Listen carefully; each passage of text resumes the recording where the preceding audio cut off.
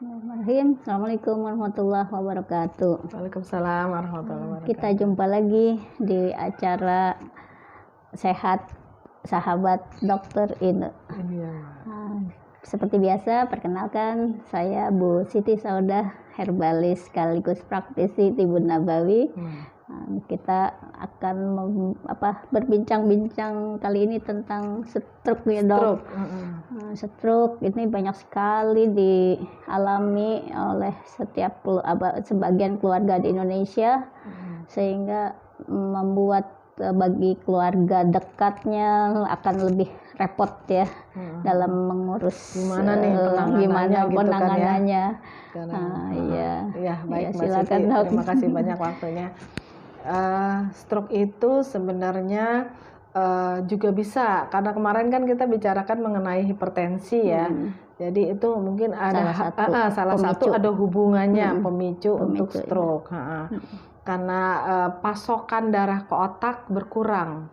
Otomatis kan kalau darah kan fungsinya membawa oksigen dan membawa nutrisi.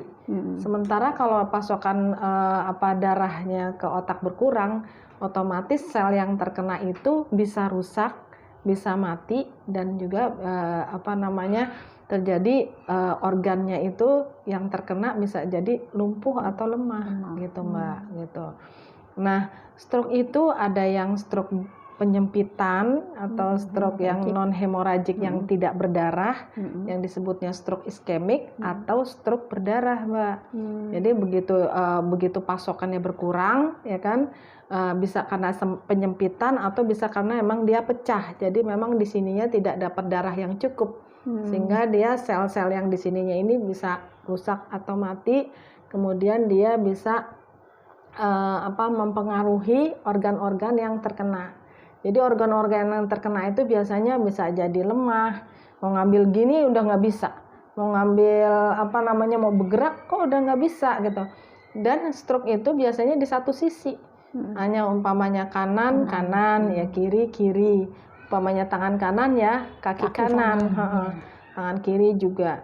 Ya biasanya orang melihat kok orang mulutnya mencong gitu kan. Nah, mulutnya mencong ini sebenarnya bisa bukan karena stroke ya, bisa Bell's palsy ya. Jadi cuma kerusakan saraf ketujuh aja.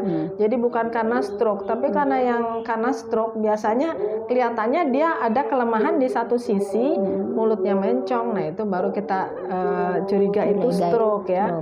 Nah, kemudian jangan lama-lama. Biasanya tuh teman-teman atau pasien juga nggak tahu ya ini orang sebenarnya stroke apa enggak gitu kan, sehingga nggak buru-buru dibawa ke rumah sakit. Harusnya cepet-cepet dibawa ke rumah sakit sebelum 4 jam. Jadi 4 jam itu dia anggap golden period.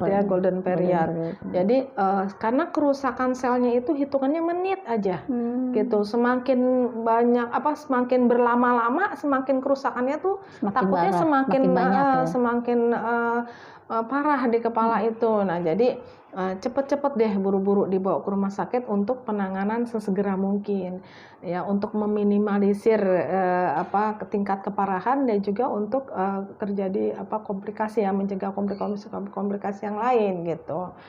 Nah, pastinya selain itu ada juga gejala yang lebih berat Mbak Siti gitu, yang ditakutin tiba-tiba nih orang kok nggak sadar. Nah, itu kita curiga juga, apalagi dia punya kasus-kasus ya, apa dia gula darah, apa dia emang hipertensi gitu, yang ditakutin itu. Makanya cepet-cepet diperiksakan ke dokter, jangan didiemin, jangan ditunda-tunda, karena itu yang ditakutin adalah kerusakan yang lebih besar lagi gitu.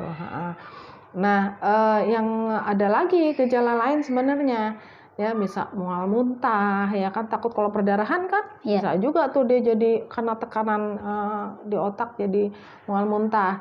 Bisa juga dia selain mulut miring dia Iya, suara hilang. Pelo ya, Nah, selain pelo dia nggak bisa nelen ya, nggak bisa nelen, nggak bisa ya. nelen, dia juga kok Hilang suara, ada nggak juga, bisa ya. ngomong gitu. Nah itu harus dicurigain banget tuh Mbak Siti gitu ya. Faktor penyebabnya sih banyak ya kan, bisa karena kolesterol ya tinggi di pembuluh darah, bisa hipertensi ya, faktor resikonya pasti mungkin yang juga gula ya kan, ada penyakit-penyakit lain, obesitas, ada penyakit jantung lain, apa dia juga ngerokok, apa alkohol, apa minum apa menggunakan obat-obatan, yang pastinya mungkin apa nggak olahraga ya, jadi kita harus waspada itu ya. Kemudian pastinya ya, kita untuk mencegah, kita hindari faktor risiko tadi ya kan, kita olahraga minimal 15-30 menit per hari, kita rajin-rajin tensi ya, kalau emang karena tensi penyebabnya kita harus rajin-rajin tensi, mau sebelum tidur dan sesudah bangun tidur.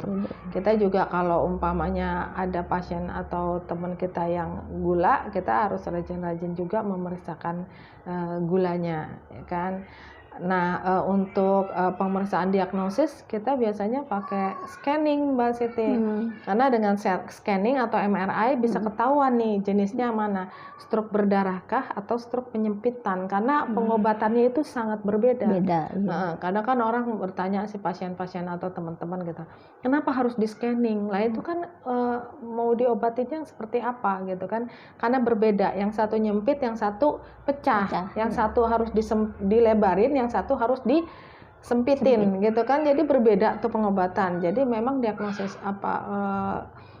untuk lebih bagusnya adalah CT scan atau MRI gitu Mbak. Nah untuk bekamnya atau akupunturnya biasanya dilakukan 2 minggu setelah masa kritis lewat. Biasanya 2 minggu setelah pulang dari rumah sakit baru boleh dilakukan tindakan akupuntur atau bekam. Itu pun harus lihat keadaan pasiennya dulu, apakah pasiennya itu emang udah layak kita akupuntur, apa udah layak kita bekam apa belum.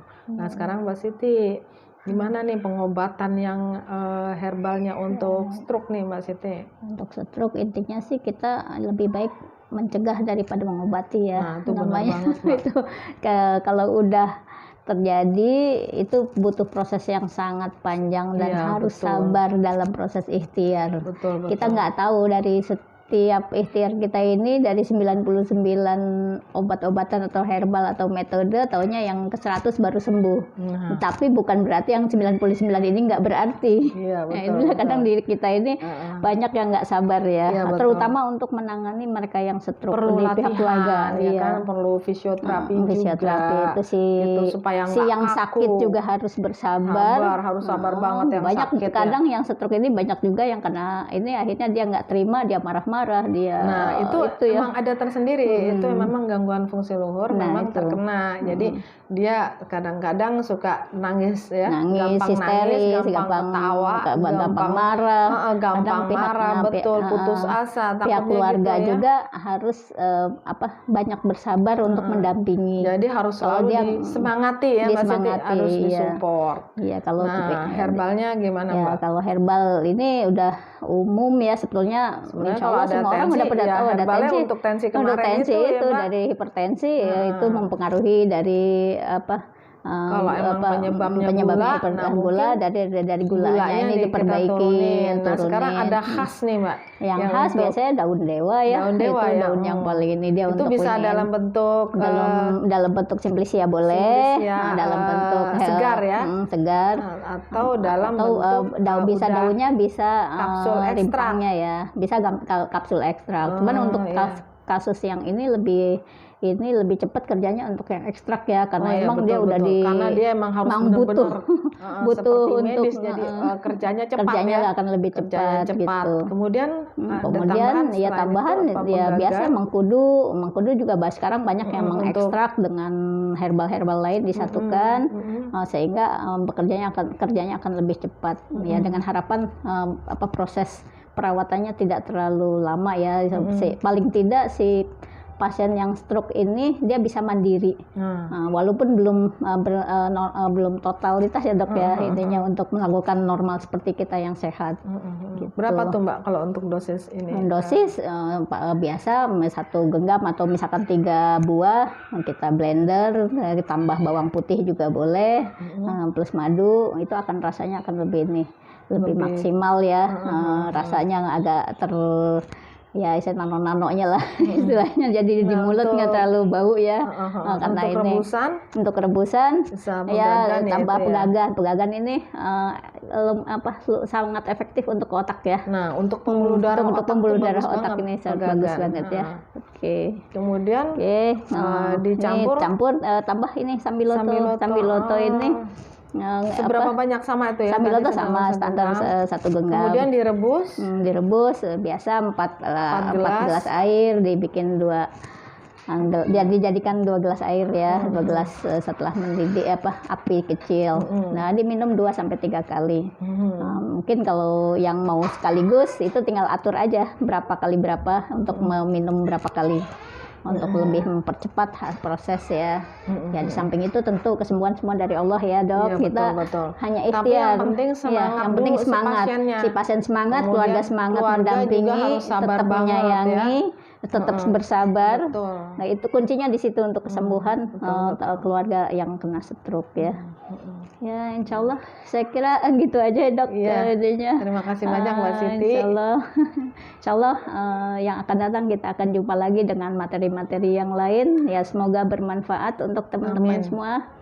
Semoga kita selalu sehat dan dilindungi oleh Allah SWT. Amin. Billahi taufik wal hidayah. Assalamualaikum warahmatullahi wabarakatuh. Waalaikumsalam warahmatullahi wabarakatuh.